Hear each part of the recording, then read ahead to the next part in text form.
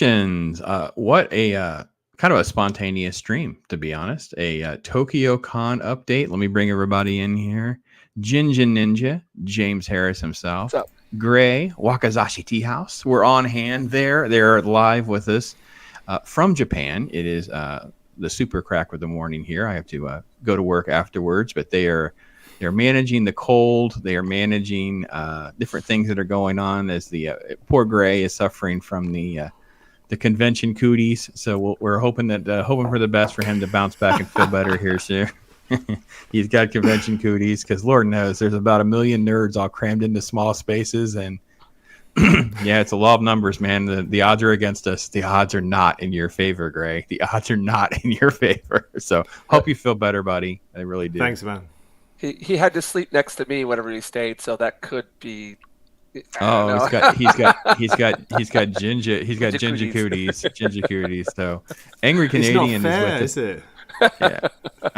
Angry Canadian is here and says good morning to everyone as well, and says baking some Christmas cookies while I wait for this to start. Well, listen, here we go. Let's do it, man. We're gonna talk about the convention, talk about the experience and that kind of thing, and I really want to see conventions come back. I think this is a great way to learn more, experience more, meet people, and by honest rights, it's a great way to buy stuff on the cheap and buy really cool stuff you can't get anywhere else. So I love that experience. So before we get there a little bit, James, you in particular, because you had, as someone who was there as an artist, Right. you had a several week lead up that you kind of had to plan and build for to make this transition into convention life on this kind of scale. Like obviously you talked about you're selling your art before, but on a convention like this, you kind of have to scale up for weeks and weeks and weeks. Talk a little bit about how you did that, did people give you a lot of suggestions? How did you build things up and those kinds of things?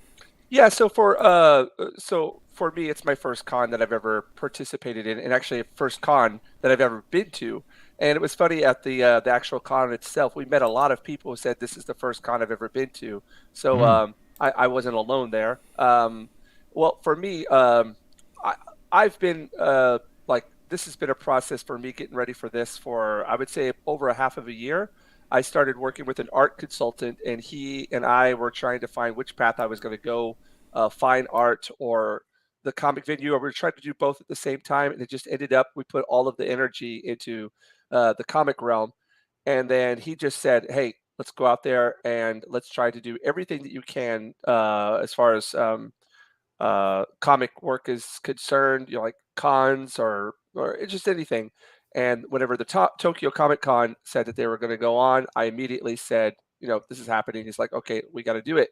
So I started getting in touch with actually someone who's got a live stream. I was in her live chat right now. Renee Draws. Is it Renee or Renee? Renee. I always get her name wrong. She does Fiendish. She's like one of the Comicsgate person. So I like asked her, what kind of advice do you have for a guy who's doing his first Comic Con? I talked to Peach Momoko, her manager. She's a big time comic artist out here in Japan. I just went and did a bunch of research on people's prices, what kind of things they supply, what kind of things to expect. So I just got a lot of information from all kinds of different sources. So that's how I prepared for it. Yeah. Gray, I know he's still there. Okay, so how did it feel? I mean, you've been to conventions before, so was it fun to kind of get back to convention life or to kind of have that experience again? Actually, I'm the same as Jinja. This is my first proper convention. Okay. I went to one in the UK, Pops. We're talking something like 200 years ago, it feels like, when it was held in just someone's basement and all you had was long boxes and trestle tables. So yeah, this was a proper convention. It was kind of, what's the word? I was so happy to be in the artist's alley, and that's pretty much where I stayed the whole time. Sorry, I kept a prisoner. Was the scale? Yeah, Jinja Ninja, he shackled me to the table. Right there, just bolted him right to the edge. Said, "Listen, you stay to work, little British man. You stay right here, you slave labor. Get to work." So, is the scale of it all a little overwhelming? Because I know when you take people for their first cons here in the States, of course, and you start seeing all of these different vehicle displays. You start seeing some of the vendor displays. You start seeing some of the stuff. The scale of it all is just something kind of to be in awe about. Well, yeah. It was funny this year. It felt what I heard from most of the people there was it felt like there wasn't as many people this year because for Corona purposes, they spread it out. So before, all of the booths and everything was just all like cramped into that big event hall right there. Everything was there. The main stage was there. All the autograph booths there. Everything was packed into one. But this year they had to rent out a big hall next to them. So they had to put in like 3 meters or 2 meters space between each booth. So that made it feel like it was a lot less, populated this year. Made the crowd feel more sparse. But no, what's the word I'm looking for? Sparse. You were like a spread sparse. out. It was okay. Yeah, sparse. So, but in actuality, I heard from the organizer of like the Artist Alley. That's the area that we were at, the Artist Alley. There's Peach Boboko there. Yeah, she's a really big name. That on Saturday alone, we had 25,000 people visit. Now, their goal was 70,000 for the 3 days. Whether or not they hit that, I don't know. But I could tell you personally, with my booth itself, and then Gray can, attest to this. It was just like more like, it was like a little slow during the morning or maybe the afternoon, but whenever it started to get busy, it just didn't stop. And like I was drawing from morning to night, like nonstop, like maybe a bathroom break once or twice, but then other than that, it was just consistently talking to customers, greeting people, doing commissions. It was just in the end, I believe in Tokyo Comic Con alone, I had over about 34 commission pieces. Wow, that's incredible. Congratulations, my friend. Oh, thank you. That's awesome. I appreciate it. I got 20 done while I was there, and I just finished another one earlier today, and I'm going to be trying to pump some out tonight. But no, man, it was just amazing. I could talk forever about this. What did you think, Gray? Yeah, just been scrolling through some of the snaps, the photos I took, but it was really good, Pops. As he was saying, it was kind of spaced out, so he didn't feel too crazy, he didn't feel too squashed, too hectic. But when you went to the next area, there were still a lot of people there, and there was a lot of interest around the cosplay areas. There's places where they had a whole Star Wars team, didn't they, Jinja? What were they called? Really cool. They were called. Oh my God. It's so weird. Even though we were there, I was there for 4 days. I hardly saw any of the con whatsoever because I was stuck at my booth. Just going for it the whole time. He was working so hard, Pops, just like this. That's it, man. You did your part, Gray. You were there to not only be chained to the booth to keep things in line, to make sure you're keeping James in line. That was what was really happening. I got you. Good morning. Good morning, Keely Chow. We're talking Tokyo Comic Con. We're talking about cons, and these two gentlemen had not been to one. So it was really cool to not only talk about a convention that, I've never been to, but also talk about people's first experience. And because that is always a really cool thing. And I know in some of your photos, we'll get back to some of those photos in just a minute, because I really want to kind of touch on some of those kinds of things. Because, I can't even tell you my first con. I got to be honest. I've been going to cons since we were in college, because we're all about the same age, within plus or minus of a couple years of one another. Yeah. So in college, when the boom happened, the late 80s prompted the 90s comic book boom, there would be little shows. I think kind of what Gray is saying, like a little hotel. Most of ours were in like a little hotel room of like a convention room where there'd be like 6 or 8 vendors, maybe someone signing some of, it might be an obscure celebrity from like a 1950s TV show or something that people would try to treat as though they were royalty or things like that. That was my first dose. But on scale like this, it would probably be MegaCon, which is in Orlando. And I would love to see you do that, James, because it is. You think you worked this weekend, Orlando people? It's fever pitch, man. It is fever pitch. We'll have to figure out a way to bring you food, because you will not get a break either for something like that, because it's crazy. I didn't even have time to eat. Like Wakizashi could tell you, I made food in the morning to take with me, and it was right there next to me. But just to reach over And I was just like, I don't have time. Mhm. I literally finished all the commissions that I had to get done that day with like 5 minutes after like the bells went off. You know what I mean? Like 5 or 10 minutes. That's Yeah. gonna be unacceptable to Mrs. Pops. Mrs. Pops would be like, "No, James, we lunch break." You're She'd staying ring a here. bell. She'd be like, "No, you have to take care of yourself. You have to be. You're no good to me, dead, James. You're no good to me, dead. Get back to drawing, but we need some chicken noodle soup or something, buddy." Well, it's funny. Like I'm the first time for me to do this. So I was trying to figure out how to pace myself, and I think Sure. I might have come up with like a little plan now of how to do it, like a just basically a stopwatch. And for depending on the Mhm. price, this is how much time you get, and that's what a lot of the other professionals do. They have a stopwatch, and then after a certain amount of time, they're like, okay, we're finished. But Gotcha. the one guy that I wasn't able to finish my thing for, and apologize profusely to him.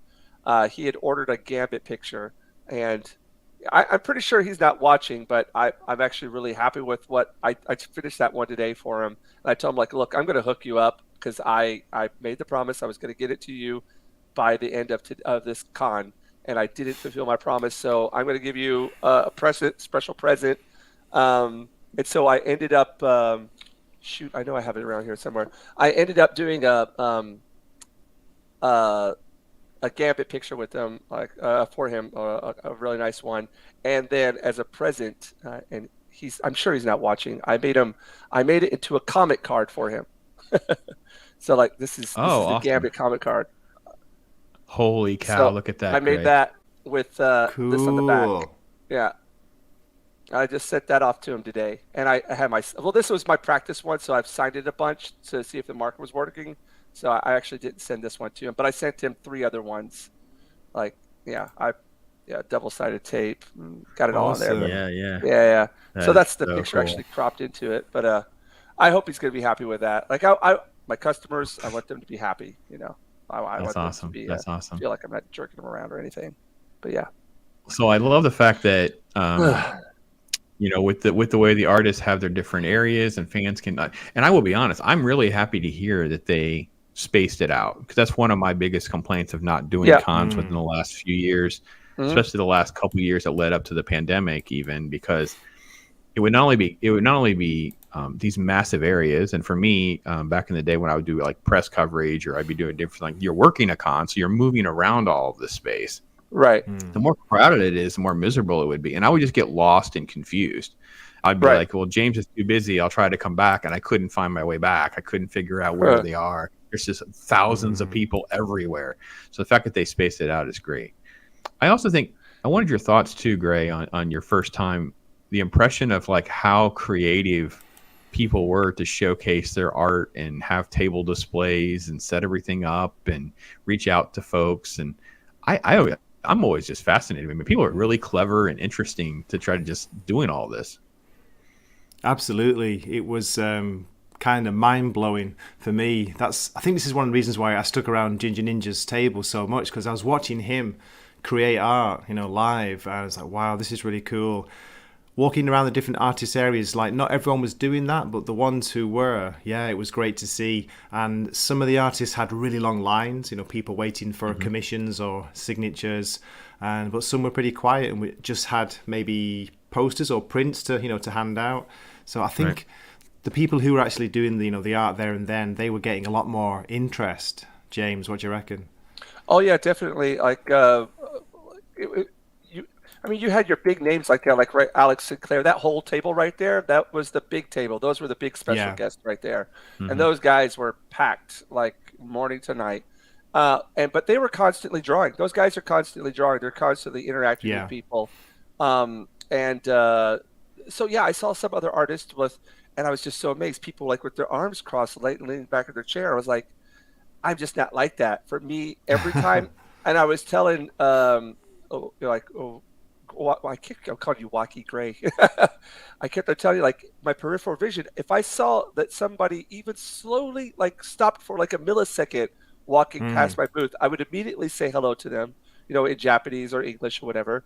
And for me, it's just like the greeting part is the most important, because maybe they weren't planning on stopping by your booth, but then just that one little hello just shows them that you're interested in their existence, and they come over, and who knows, they might not end up buying anything. Maybe they'll take a business card, maybe they'll buy like a sticker or something, and that all leads to other things in the future for me. So just interacting with people, that's what I like to do too. I mean, I'm all about the whole social thing. So for me, this Comic Con was just like right down my alley. That's exactly like, this is for me. Like, I'm already going out of my way to try to book. I've already got Okinawa this weekend, then a possible another military base in Japan in March, and then I'm working on getting a booth in Osaka as well for May. So, like I said, congratulations, my friend. It's awesome. Princess Leia Rose is also here. Say good morning to her as well. Hey there, lady. Hope you're doing well. Saying good morning to everyone.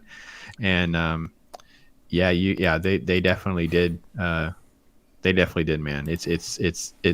It's great to see them have their comic book come to life and be able to be shared with everybody and that kind of thing, and then to be able to use that as a way to jump into the Comic-Con circuit and meet folks and that kind of thing. It's pretty awesome. And I will say that too. What James has said is so true. You don't know who people are either, right? So for me, my worst experiences are people who were trying to take offense that I wasn't going to buy something at that exact moment. They didn't know if I had just spent hundreds of dollars somewhere else, maybe had an impulse buy, or because I'm there to work, I have somewhere to go, and I was just trying to get the lay of the land or whatever. So my worst experiences were people who were kind of being short or rude that you weren't buying something in that moment. And that's just silly because I was a buying customer. Maybe even not, even it wasn't that today. I was a buying customer more so not then than I am even now. So, well, this is what I was talking about with scale. I know you guys had shared some of these photos, and you guys got to see an '89 Batmobile, which I had to just stop for a moment. But just the different type of scales of props and vehicles and stuff that's on display at these things is just always spectacular. This hall of statues right here, like the great thing about the great perk of being like a guest of this is the gates open at 7. And one of my mottos is be the first to arrive and the last to leave. Well, try to be the last to leave. So I would get there. They would open up the doors at 7 o'clock every morning, and I'd be the first artist in there every day for nobody would come in there until like around 8 o'clock, 9 o'clock. And I would just go in there and just walk around. And then I went to this hall, and it's just like, this area right here every morning was the first thing to greet me. It was just amazing. Boy. We'll let Gray share some more photos. Excuse me. And I'll never forget my first experience being able to sit in a DeLorean or something like that. And it's just as the fanboy and the nerd. Okay, great cosplays, of course. The cosplays were amazing, weren't they? Great. They were actually. I'm friends with a bunch of those people on Twitter now, and all the comments and everything they're giving on the artwork that I've done. Like I seriously, I just now got finished answering everything from the Comic-Con today, and I stayed up for like 3 or 4 hours last night just emailing everybody back, just like saying thank you for like every single tweet and just everything. Yeah, she's from Germany. We went to karaoke with her. Yeah, she's a professional cosplayer girl. Yeah. So yeah, it is early for me. I have work afterwards, but you know what? This is a nice spontaneous thing where I reached out to these gentlemen and said, "Listen, can we do this? Can we throw something together here? Can we just capture your emotional response? And I know they both have streams and things that they do, and I'm sure this will be rehashed. But I'm selfish. I thought I could ask. Let's do it. This is great. James is busy. He's got another con to go to. James is not going to have time. He's going to be like, "Listen, I got another convention to go to." So I got to get him now while he's a regular accessible guy before he's a big celebrity and gets snatched up by.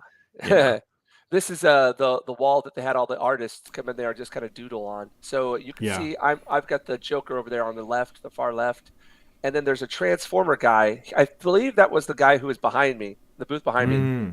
I wrote him on Twitter before the con saying I'll see you at the con and say hello and talk. Even the guy across me, like this Deadpool artist who. We never got to talk at all until the con was over. We just didn't have time. It was insane. Yeah. That's awesome. That was a fun little thing to work on. One of you has the photos of Chainsaw Head, which I thought was the craziest cosplay of the stuff that you guys shared. That's Waki there. Yeah. Where was he? Let's have a look. See if I can find it. I know it's up on but yeah, Twitter. cosplaying Yeah. is next Yes. level. And it's funny too, if you ever get a chance to do one, I know that it would be, I don't want to say it's off brand with the comic book thing, but I don't think it is for a Star Wars nerd like yourself, James. Like whenever you get a chance to maybe do a Star Wars celebration or something like that. Yeah. You'll have I remember being there to cover. There was a quick moment with Daniel Logan, who was the child version of Boba Fett in the prequel series. And he was there taking a photo with like 30, 40 of women cosplayed as Slave Leia. And it was this crazy surreal moment where I'm right there watching like 30, like just what is happening? Like there's just, and he's just hamming it up, loving life, of course. Sounds amazing. Yeah. Yeah, they had like a stormtrooper, like the 501st did like an actual stormtrooper march, and I got swept up into like a march of stormtrooper, like hundreds of them, like 300 or 400 of them marching. It was like, wow. I was done for the day after that. I went back to the hotel and I was just like, my wife's like, what is going on? I'm like, it will never get better. I need a break because it's all downhill from that moment for me. This was incredible. This made me stop. This was like, holy crap. That is insane. Yeah. That's homemade, of course, as well. It's fantastic. Yeah. That's just incredible. I was talking to the cosplayers here, and there's a they've got an organized group of them. They've got an actual group, and apparently there used to be a really huge one, but whenever the coup hit, it kind of like fell apart, but there's still remnants of it, and they got back together. And this con was their first time to all get together within the last 3 years. And they were just I've been seeing on Twitter, they've been going crazy. Like, man, I've missed you guys so much. We haven't seen each other forever. But so now they're like, they're ready to get back into the swing of things. So, they were out in full force. They did an amazing job. And that was one of the, for me, just sitting there and watching all the people go by in their cosplay. And that was just fun. We were talking about this too. We weren't even bothered to go see all the celebrities there. We were just like, we're here for the fans and for the cosplayers and for like all these booths, the artist alley. And in the end, that was the parts that we really, treasured the most. Well, yeah. So even though it was a big con, it almost seems like you guys had like a small con experience. It really, really does. I mean, I know there's a lot of scale to this and the cosplay scale and the props and the statues. You didn't have sort of this massive, overwhelming, there's more to see than time permits, all these artists, all these guests type experience that a lot of fans get. So I think that was another reason why us talking this through would be kind of fun, because some people always think of this as like, this week-long theme park kind of event. It's crammed into a weekend. It's like, well, no, not when you're there as an artist or you're working a table and things like that. It's almost like a microcosm of fandom. You know what I mean? Where it's just that interaction. That's awesome. I've got a few pics here too, if you guys want to like. Feel free to share, and we'll get to it. So I can take a bunch of photos for you, so you can share more with your adoring fans. Love it, man. Absolutely.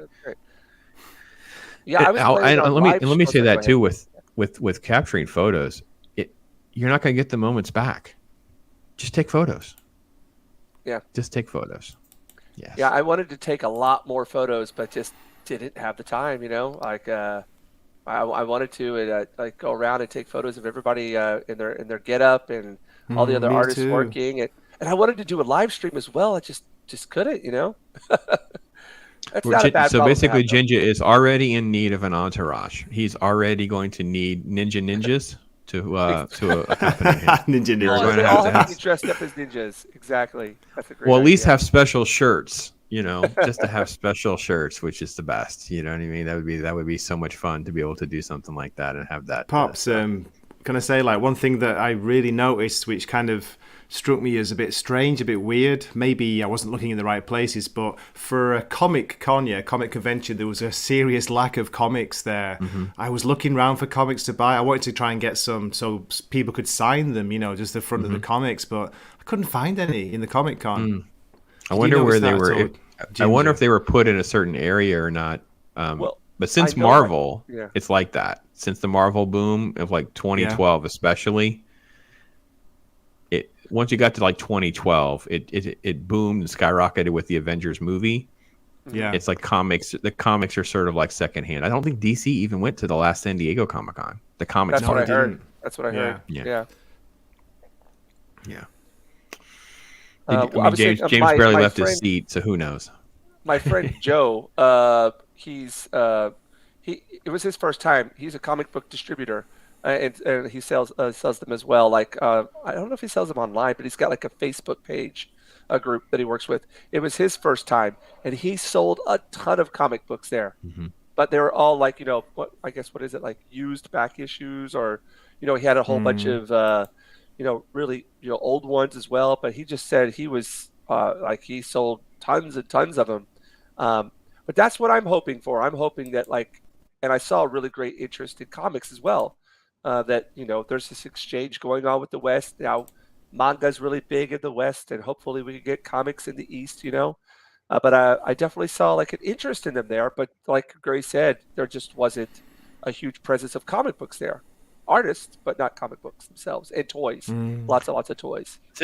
Since it's so hard to get them physically, I would think it's like a cash cow if you can get them there and sell them. Like for me, Yes. I was envious that you guys were there, and I thought to myself, man, I sure wish I'd sent some stuff for Gray via James home with him, thinking that I would have known. I could have just I'm always like, I'll give Gray some physical copies of some things that I have because I know it's like so expensive to ship there. And I'm like, oh man, if I could sell it or freaking Tokyo Con, I'd be sold out within like 2 days. Just the availability of having physical copies like that, having that kind of scale of back issues, or just it's next to impossible.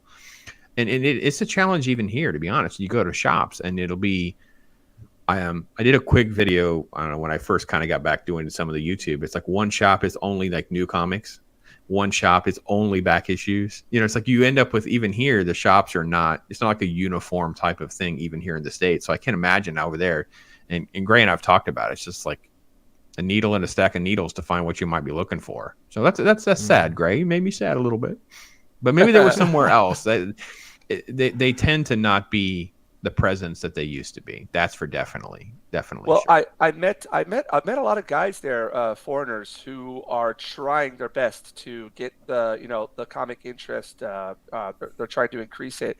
And one guy whose name happened to be James, he is pushing more so than Marvel and DC. He is pushing independent creators. So he's part of what we would call the Iron Age, I guess. His whole idea is trying to, like, all right, let's show the independent creators can do just as well as DC and Marvel. We don't need to, ride on their was it like coattails? Sure. Let's do this. So I've got so many business cards and people I've met, and I'm trying to like register it all, afterwards, and try to kind of organize everything that happened. And I'm sure it's going to take me a while, but there's an interest out there within comic with comic creators. So who knows? Well, I opened the floodgate and just asked for suggestions of doing like a good read, must read, don't read series, and I had more suggestions than I could even keep up with. And of course, with and be able to take in that kind of scale with the history of some of these characters and books have. That's just mostly mainstream stuff, not even independent stuff. Right. No, if I had to do it, I'm getting a little too old, as you can tell, to want to jump back into the game. But if I had to tell someone, I said, look, there is a market for DC and Marvel. It's just not as big as they try to make it seem. Like most DC Marvel is the big titles that you think. It's mostly Batman. It's mostly Superman. It's mostly Spider-Man. It's mostly X-Men. And there'll be trends and fads. You can never just get yourself too caught up with it. But to be honest, is the thing with the indie market, especially as a seller, is you have massive upside to make a profit because the supply is so much lower. And if the demand ever pops off, you're on like an exponential curve. They'll just be gone overnight. You won't even know what happened. They're just gone. And that happens. That's happened to me. I can't even tell you how many times people go, do you have? I said, nope. It popped off at this point, and they're gone. They're gone. I'll never see them again. I can't afford to get them back. And I think now that the Iron Age is sparking more interest, and I'm not even saying it, I'm not even anti-DC and Marvel, as you guys know, but just it'll spark more interest in good content, right? So people will go back and let's say, you guys remember like Concrete? One of those independent, it was Concrete was, things like that. It's like people will find it and fall in love with it. It'll be a brief spurt, and they'll just, all those original first print type things will be gone again. Like it'll just suck them all up again. And then they'll have to go back into the world and be kind of sparse back out again. I think it's what we're going to happen with things like this. When James, when you guys are doing your book, are you going to go back to a second printing, or are you still in demand, or how are you guys handling your book? We're still in demand right now, and it's funny. I was over at, why do I always get her name wrong? The fiendish girl, Renee Draws, right? Is that her name, Renee? I always get it wrong. I think it's Renee. Renee. I always call her Renee. I'm such an idiot. Renee, yeah, it's Renee Draws. Renee. She, I was over there watching her like work on Fiendish 2. She was doing some inking for it. Well, inking because it's all digital, so it's not actually inking, but it's computering, in my personal opinion. But I was just sitting in the chat. There was another independent creator on there. We were just like, he was going on about like, man, I'm just happy that, you know, I got this many people to buy it. If there was only 5 people to buy it, I'd be really, really happy. And I was like, you know what? I'm on the same kind of wavelength with you. We just want to create something, put it out there in the ether, and just to have anybody at all to give interest in it, support it, is like a treasure in itself. And as we were talking to it, I was like, yeah, we've only got 44 backers, but every single one of them is like complete treasure to us. He's like, no, you don't have 44 backers. You got 45 now. But, oh, thank you. It's just like every single one of them, though. And then when you get so big, that it just doesn't matter anymore, does it? Like, you're not looking at them as like single individual ones. You're just like, okay, if we don't meet this quota, you know. Well, it's you know, because you have sort of the corporate mentality with a lot of it, and then a lot of them, because a lot of them are also career artists, they do have high expectations of how much money they can make, and they have cost of living, those kinds of things. And I respect all of that. I know I've interacted with many of them, of course. But I think what you're saying, especially as a young artist, and I say young meaning young to the industry. Definitely. It is a journey that you just need to cherish and enjoy, because at some point it does become untenable on a certain scale. So let's say you guys do your second issue, and next thing you know, you guys sell thousands of copies. It becomes difficult to maintain some of the not that you would treat people badly. It's just, it becomes difficult. And I think it's great to be on this journey with you. It's great to be able to experience your first con, not only, you know, as a first con, but also as an artist at your first con. And then to have Gray being there with you, I think it's been a great experience. This is crazy. It's an awesome experience. It was so surreal because Gray and Angry Canadian we'd never met each other in real life. And then we all met each other for the first time on Saturday. It was like, hey, this is awesome. We got to do this again. So I'm actually right now, I don't know if it's going to happen or not, but I've been pushing it on Twitter to get Nerderotic, if you're out there listening, Nerderotic, his wife, George the Giant Slayer, if you're out there listening as well, all of you are more than welcome. I want to get everybody over here and have like a big, because everybody's been talking about Japan, so it's time to get people over here. You know what I mean? Poor Gray. They were invited to. I think Gray, they were invited to 2 conventions. They did one of the one in Texas. They were invited to one as like guests. I think that will be the next level. I think the next scale will more and more conventions. Critical Drinker was invited to a convention down here, but I didn't know about it until like the day I was supposed to drive home. So there was not even a chance that I could figure out a way to go and see him and meet him there. I think that's going to be the next step. Is people will start to realize they bring in guests, they bring in customers, and that will only be good for us, the ones that are behind them and fans of them, or here because of them, because it will create a bigger balloon of this fandom. So that's awesome. That's awesome. Yeah. But more pictures, Gray. You got some more pictures? Want to go back to some more photos, anything like that? I've got some over here if you want me to. Yeah, let's do it. Some. Yeah, absolutely. Some of them might be the same as Gray, but it's not a worry. We're a little over 30 minutes in, so people will look at another dose. That's for sure. All right, let me. Actually, let me stop. So hold on a second about that. Whoops. Let me try that again. Okay, here we go. I wish I'd taken more video footage, but I only took like two short ones. Did you? Well, the only footage I took, I've got it up on YouTube, is the Hall of Statues. And that's, I took like a 13-minute video of all those statues. So this, every morning when I walked in, this is the first thing I would go by. They had this whole like kind of museum there. So there's I took this where I'm in here, right? So I could say I'm Batman. I am Batman. I am Batman. And then there's this like the one from Yep, the equivalent of the Bat Christopher Nolan. Cycle. Yep. And then here we have our Terminator shots right there. That was just so cool to see. It really takes you back. And then here we had our Mad Max area, which is very cool. Whoops. Oh, that's very small. Sorry about that. So here's some cosplay people, right? So that's actually a very small version of it. I apologize. We had lots of Harley Quinns. We had Emma Frost. Oh, it's a nice white queen. Like, yeah. yes. And then she came over to the booth and we talked for a while. And then she ended up asking me to do a portrait of her. She's like, can I commission you to do a portrait of me as the White Queen? I was like, hell yeah, of course. Oh, she should be doing calendars. Like, she's definitely got that look that she could be cosplaying as several of them and using that as a way to level up. And she does it. She does it every year. And she throws out the bucks to get pictures with all the celebs. You see that little thing on her wrist right there? That shows that she's taking photos with the celebs later on. That's her wristband for that. But she came as something different every day. But she ended up asking me, "Hey, could you do a picture of me?" I was like, "Sure." And there's Catwoman. That's better than the one that was in the movie. Yep, there you go. What's her name? Why am I forgetting her name? Silk. Thank you, Silk. Yep. And then, oh man, why did this download? That was that Joker, and then Gambit. So this is the guy I did the card for. Apologize. Oh yeah, that's awesome. Here. Hey, listen, this was he talked about this a little bit about he was creating art. He was taking commissions and had more commissions that he could even get to. He's been overwhelmed. It's just what a great response.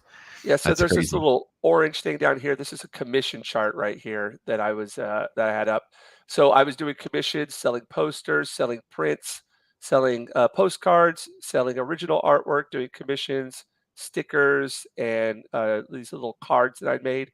So this is actually the White Queen. This was her right here, Emma Frost, after she'd taken everything. So this was the picture I did of her right there. She was really, really happy with it. Yeah, it was like that was one thing too, just seeing all the customers' reactions. Like Gray was able to see like some of them too. Like I did a scarecrow for a guy who was going to give it to his wife as a present. Were you there for that, Gray? No, I missed that. You told me how happy Friday. he was. Oh my gosh, she was jumping up and screaming. Like I was like, oh my god.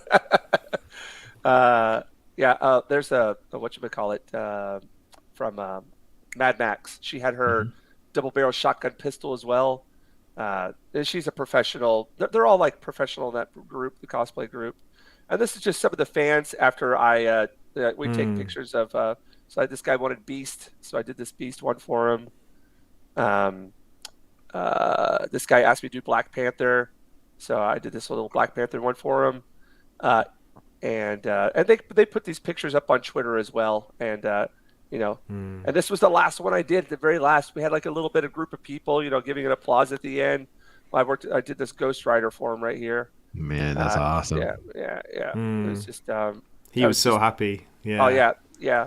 It was them here, and this guy, he's got actually a very big following on Twitter, and he works with a lot of this cosplayer people, and I didn't even know any of this, and then I see him later on Twitter. It's like, wow, you're doing that. So like I said, you never know who these people are. You never know who the person is standing in front of you. And the world's changed because it used to be when we were young. Of course, you had the age thing, right? When we were kids, we were treated like kids, and now because of social media and content creation.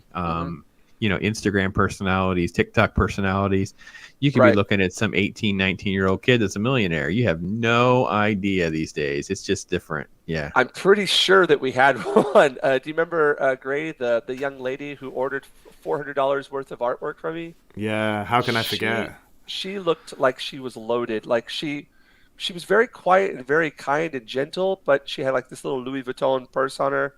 And she's like, she saw me doing a picture. I did an acrylic painting of Predator. She's like, I want one too. And I want something for my sister. Like, I showed her like, my price range. And she was like, well, I want to get two. Like $400. I was like, okay, thank you. She didn't even blink an eye, basically. No, didn't even blink an eye. And then she's like, was talking also about possibly ordering things later. I have another lady who came in there. I was actually at another thing. It wasn't a con. It was more just like an artist's, it was like an artist alley event. Only artists there who do commissions and original, and sell stuff. But she has bought stuff for me 3 times. And she just, when it comes to, she's just got a wallet full of money and just like throwing it out. Buys artwork from everybody. It's just amazing. Well, and you just, like I said, you don't know. Like, so when I, so I've gotten to know the guy that runs the Back Issue comic shop, obviously. Yeah. But I was really close with a guy who used to run the Tampa conventions here in Tampa, Florida. And talk about a dude who just looked like us. I mean, he just literally looked like he dressed like us. He was a disheveled looking nerd like us or whatever. Yeah. And you'd go to the con and he literally had like the Golden Age books. It was the first time I saw like the first appearance of Green Lantern. It was the first time I ever saw them, and he had, even back then he had like the big plastic screw down acrylic cases that they were in and stuff like that. Right.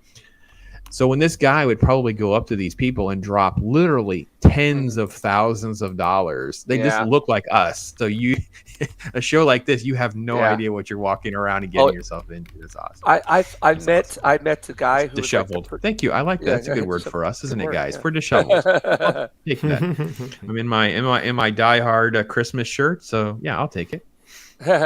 Yeah, there was I spoke to so many people, and like there was an organizer of the event there of Tokyo Comic Con, one of the big guys, and he came by my booth twice to talk to me, even possibly about doing some artwork for like his a band that he has that has some ninjas in it. And there was another guy who's a friend of a famous wrestler here, and he's like, "I really love your poster. I'm going to do a poster like that." So I gave him business cards and things. So you never know. You just never know who's going to pop by the booth, and it could be that next big thing that leads to a huge project. Gray, if you had to do one thing differently, Gray, what would it be? I know what he's going to say. No, maybe take a lot more video footage, with the con, because we were busy. I know that's an easy excuse to make, but I was kind of like gobsmacked as well, like staring at everything the whole time and just getting lost in the art. So what I would do is maybe I'd take more care of my health next time. That last night of drinking didn't help much, did it? No. Still recovering. It was a fantastic night, though. Yes, but it was so late. When we started, it was already late. We went for the first meal, and then what can you do? And we were so worn down too. I'm so glad that you were able to be there for James Gray, because if I had any advice, it's always like, and if you're going on scale, like you're doing artist alley work, or it's your first con, or someone like me who was doing press, I would bring another person. I need you to be there to help me and try to capture it, try to take it, so I mean, you're always going to have regrets you didn't get enough photos or enough videos, but at least you've gotten this. I have no photo evidence of stuff I was doing until my kids came along, because I had my best friend with me, and we took my kids to their first con, which was literally like a Tampa hotel convention hall con.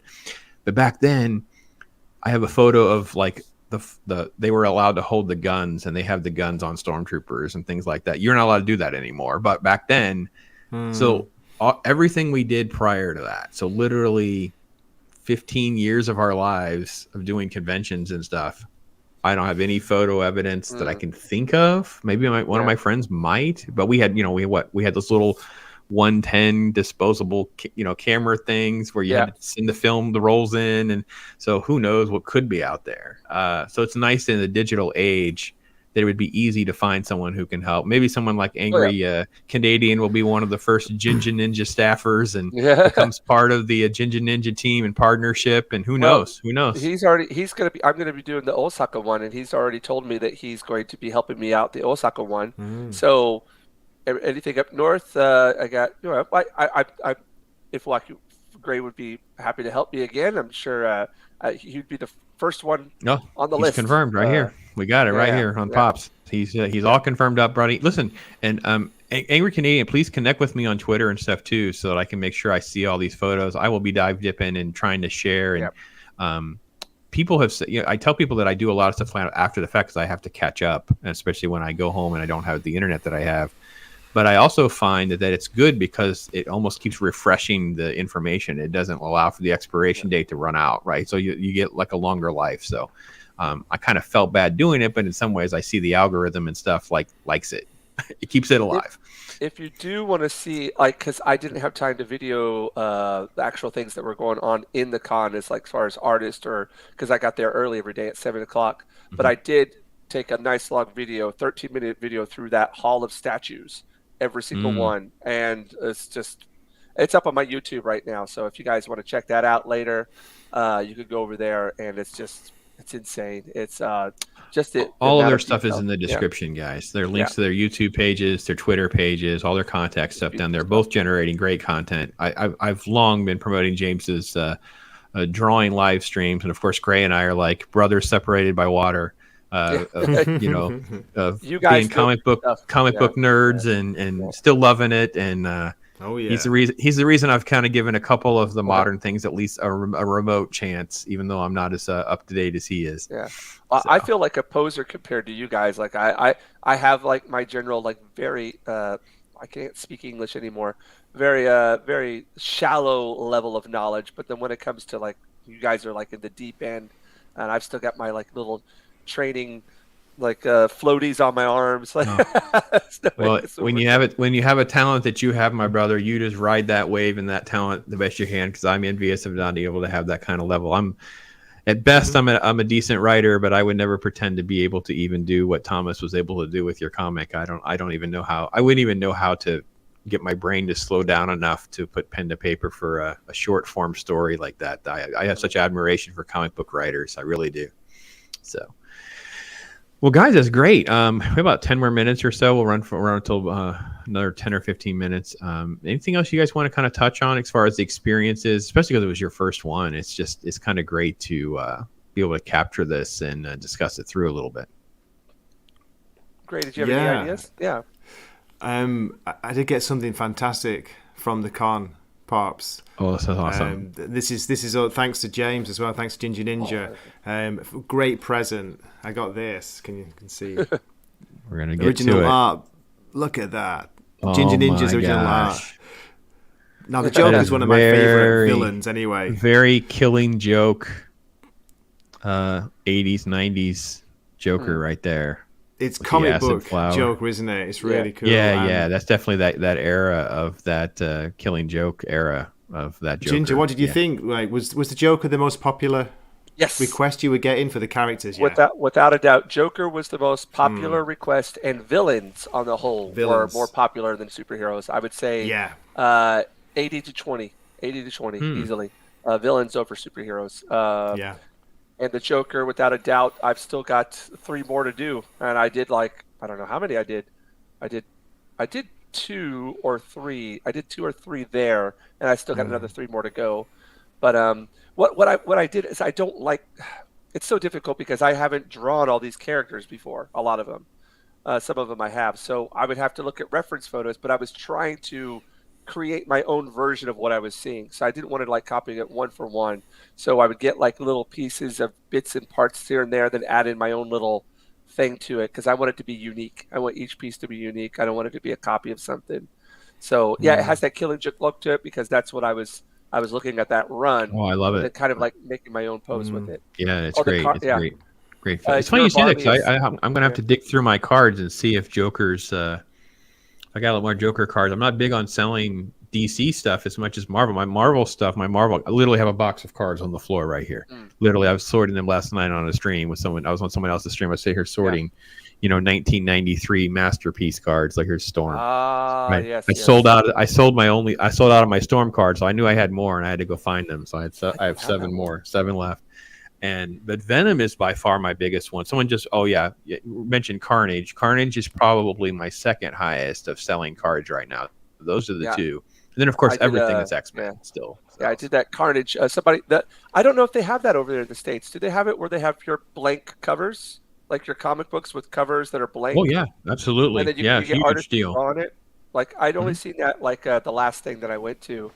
And so I had a couple of those this time, and I did that Carnage one for a guy, and it's like, Carnage is fun to draw, because you're going to get the great part about drawing villains, illustrating villains, is you're just going to have a lot of fun with them. You don't have to be really pretty and precise. You get to like be really, grotesque and Well, get a pair and of Venom those. and Yeah. Carnage tend to be Oh very yeah. fluid, right? So you really Yes. have a Yes. lot of creative. You can be Yeah. creative with the extensions of the face and Yeah. features. And Yeah. any comic book that I've bought or invested in that's Venom, Carnage, I think I only have 2 left that I still own. Yeah. They didn't grade out, but I treat them as pieces of art for the wall. I don't treat them as like comic books to read. They're just beautiful pieces Yeah. because Yeah. the characters can just be There. exaggerated and fun, and of course the red and the Yeah. black colors just can Yeah. pop right off of there. So an Angry Canadian, Sorry. yeah, of course, just connect Sorry. with me, my brother. Yeah, Yeah. Sorry, absolutely. Gray. I don't know if I interrupted you there. I have an ability to do that. It's one of my So superpowers. Joker came home with a No. Joker sketch. This was a Gray only trip, right? Mrs. Wakazashi didn't make a con trip, right? No, She no, did. no. No, okay, yeah. Was there any other finds or purchases at the convention for either one of you? I did it. Oh, what's his face? The guy who, remember, I gave him my watercolor paper. Oh yeah. What did he give you in exchange? He gave me a bunch of posters and one of his Ooh. like a printmaking print. What was his name? Oh, because I just didn't have time to go to any of the booths. I was Yeah. just like I know, overrun right? with work. Yeah, what's his name? I think I got him right here.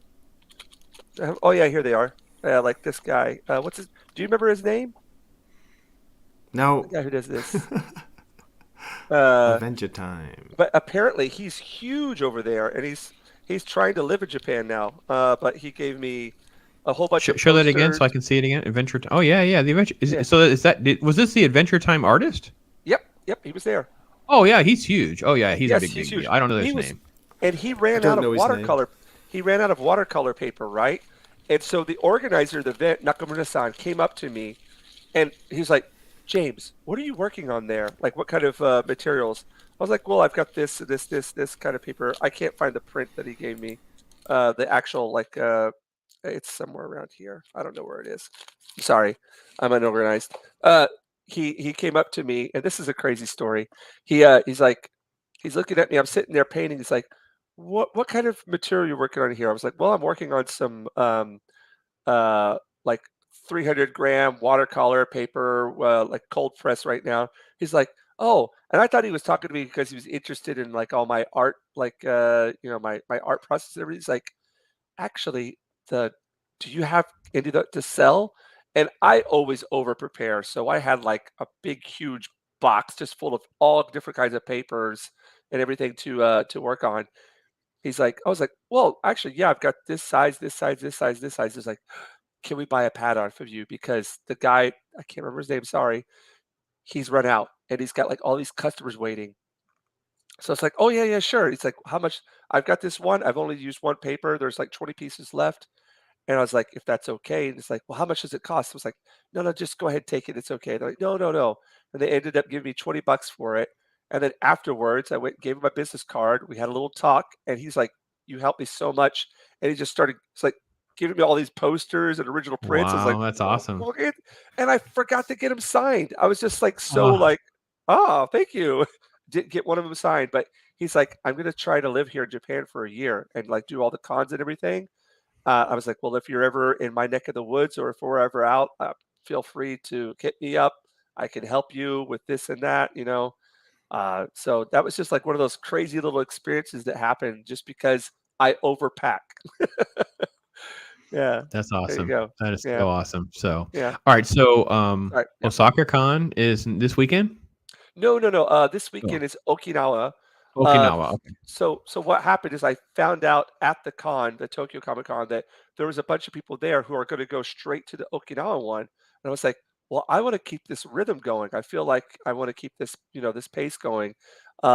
Is there any way for me to get into it? And they're like, talk with the guy who's one of the organizers there. Right. He's like, yeah, it's all packed up. Sorry, like, but I'll keep you in mind for next year.